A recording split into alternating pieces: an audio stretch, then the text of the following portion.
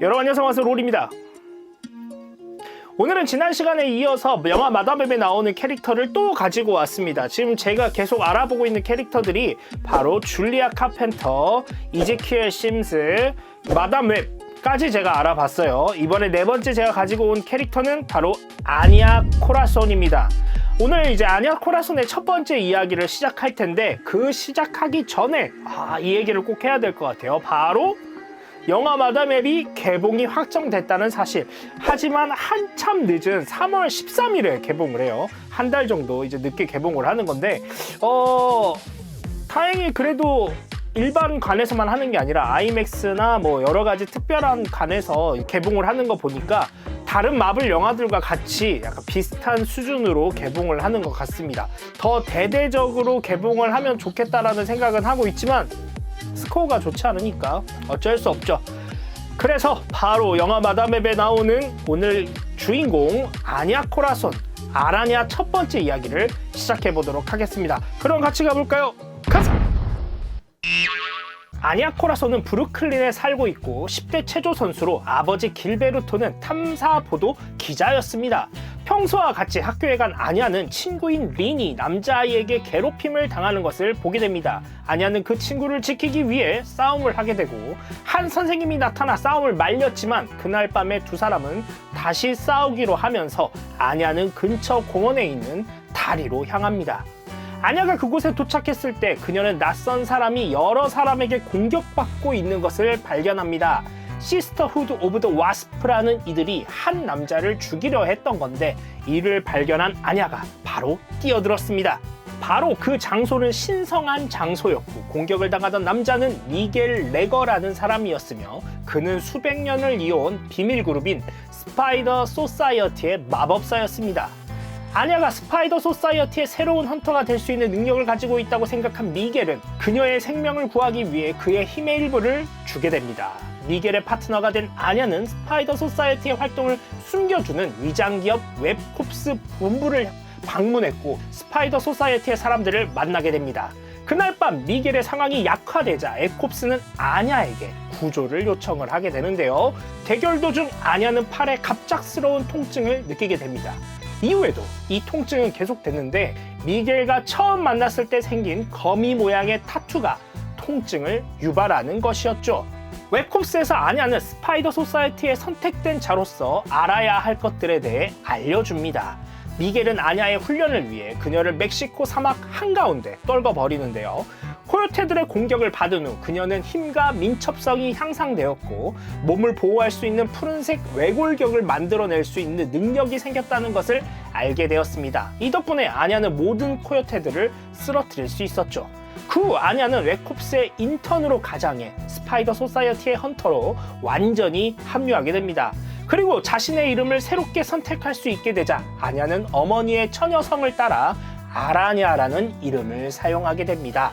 스파이더 소사이어티에서는 아라냐에게 최근의 사건들을 아버지에게 말하지 말라고 했지만, 아버지 길베르토는 딸의 행동을 이미 의심하고 있었죠. 길베르토는 웹콥스에서 그녀의 상가를 만나자고 요구를 했고요. 미겔은 그를 진정시키기 위해 아버지 길베르토를 만나게 됩니다. 아버지의 승인을 받은 아라냐는 미겔, 테드, 니나와 함께 동료로서 웹콥스의 활동을 시작했습니다. 아라냐는 승승장구했고요. 시스터후드에게 고용된 아문을 계속 상대하면서 더 많은 모험을 하게 됩니다. 후에 아라냐는 자신이 진정한 헌터가 아니라는 것을 깨닫게 되는데, 그녀 이전에 그 어떤 헌터도 자신과 같은 외골격을 가진 이가 없었기 때문이었습니다. 시스터후드가 헌터를 부활시키려는 전투에서 미겔이 죽게 되자 그녀는 헌터의 힘을 풀어주어 니나가 그것을 얻을 수 있게 했습니다. 전투가 끝난 후 아냐는 웹콥스를 그만두게 됐지만 여전히 활동하는 히어로로 남게 됩니다. 아냐는 11호 기간 동안 등록된 영웅들 중 하나였지만 아직 훈련받고 있는 중이었기 때문에 어떤 전투에도 참여하지는 않았습니다. 캐롤은 줄리아 카펜터의 스파이 짓을 알아채고 그녀를 붙잡고 그녀의 딸을 데리고 왔습니다. 그로 인해 아냐는 자신이 잘못된 쪽에 있다고 걱정을 하기도 했었죠. 하지만 아냐는 그 이후 미즈 마블과 함께 활동하게 됩니다. 이 기간 동안 그녀의 외골격은 둠스데이맨에 의해 그녀의 몸에서 뜯겨져 나갔고, 얼마 지나지 않아 줄리아 카펜터가 그녀의 딸을 찾는 동안 그녀와 대치하면서 공격을 받았을 때 그녀는 그것을 사용할 수 없게 되었습니다. 아냐는 또한 다른 여성 히어로들과 퍼펫 마스터에게 붙잡히게 되는데, 그는 정신조정을 하는 변태 같은 빌런이었습니다. 아냐는 정신조종을 당했고 미즈 마블을 어머니의 모습으로 보게 되면서 공격할 수 없게 되자 미즈 마블은 아냐를 구해 그의 통제에서 벗어나게 해줬습니다. 아냐는 줄을 타지 못할 정도로 힘을 잃었음에도 불구하고 계속해서 범죄와 싸우게 됩니다. 그리고 이때쯤 친구를 사귀게 되는데 그녀의 이름은 노매드였습니다. 오늘 아라냐 첫 번째 이야기였습니다. 이 아라냐라는 캐릭터가 2000년대부터 이제 등장을 했더라고요. 그 전에는 전혀 등장하지 않고 있던 캐릭터였는데 2004년부터 이제 등장을 해서 지금까지 활동을 하고 있는 캐릭터입니다. 총 168권의 코믹스에서 등장을 하고 있는데, 맨 처음에 등장한 코믹스를 보니까 2004년에 출간한 어메이징 판타지 볼륨 2 1번이었고요. 아라냐라는 이름을 맨 처음 사용한 코믹스는 2004년에 나온 어메이징 판타지 볼륨 2 5번에서 처음 아라냐라는 이름을 사용을 했습니다. 그 이후에 스파이더 걸이라는 이름으로 이제 활동을 하게 되는데, 그 이름으로 맨 처음에 활약했던 코믹스가 2010년에 나온 영 얼라이어스 볼륨 2 5번이었습니다. 아까도 말했던 것처럼 지금도 계속 등장하고 있는 캐릭터죠. 영화 마담웹에서도 동일한 이름으로 이제 등장을 하는데, 바로 아라냐라는 이름으로 등장을 하고 아냐 코라손이라는 이름으로 등장을 합니다. 똑같이 이제 등장을 하는 거죠. 아라냐 역할을 하는 배우의 이름을 보니까 이사벨라 메르세드라는 배우예요. 굉장히 어린 배우더라고요. 2001년생. 와, 진짜 대박. 코믹스에서 아라냐 부모님에 대한 이야기가 나오는데 두 분 다 멕시코 태생으로 등장을 하거든요. 근데 이 이사벨라 메르세드 배우의 이제 어머니가 페루 사람이더라고요. 그래서 아마 같은 인종으로 캐스팅을 한 게 아닌가라는 생각이 듭니다. 아직 어린 배우지만 굉장히 굵직굵직한 영화들에 출연을 했어요. 트랜스포머 최후의 기사, 시카리오 데이 오브 솔다도.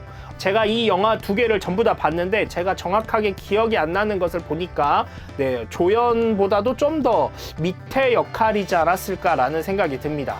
그래서 앞으로 더 기대가 되는 배우가 아닌가라는 생각이 드는데, 이미 이제 출연을 약속한 이제 개봉하는 영화들을 보니까 슈퍼맨 레거시가 있더라고요. 호크걸로 출연을 또 한다고 하네요. 그래서 야, 이 마블과 DC를 동시에 이제 손을 얹겠다. 와, 약간 이런 느낌인데 잘 됐으면 좋겠습니다. 이건 진심입니다. 정말 잘 됐으면 좋겠어요. 물론 이제 뭐 할리우드나 뭐 전 세계에 정말 유명한 배우들이 많지만, 이제 뭐 2001년생으로 이제 솔직히 말하면 뭐 배우 생활을 한 지 그렇게 엄청 오래됐진 않았지만 어느 정도의 기대감이 있기 때문에 이 마담웹에 등장하는 거라고 생각이 들거든요. 그래서 앞으로 더 이 이사벨라 메르세드라는 이름이 더 많이 들렸으면 좋겠습니다. 이건 정말 저의 진심. 점점 히어로 영화들이 어떤 피로감 때문인지 아니면 너무 뻔한 어떤 그런 클리셰 때문인지 약간 이제 좀 주춤주춤하는 추세예요. 좀 더 획기적인 일들이 일어나지 않는 한 약간 스코어들이 관객 수나 어떤 이런 흥행 정도가 계속 비슷하지 않을까라는 생각이 듭니다. 이제 다음 MCU에서는 데드풀을 준비를 하고 있기 때문에 이 데드풀이 어떤 변혁하는, 혁명을 일으킬 수 있는 약간 그런 영화이지 않을까 싶은데, 그 전까지는 약간 요런 느낌이 계속 유지되지 않을까라는 생각이 듭니다. 마담웹이 물론 스코어가 좋고 어떤 흥행 정도가 매우 좋으면 좋겠지만,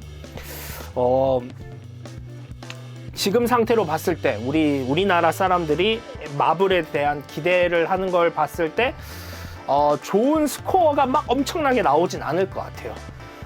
그런 부분을 생각하면 조금 아쉽긴 한데, 더 인기가 있거나 더 많이 알려진, 좀 더 돈을 투자를 하더라도 임팩트가 있을 만한 그런 배우들이 나오지 않는 한 큰 변화는 없을 것 같다라는 게 저의 예상입니다.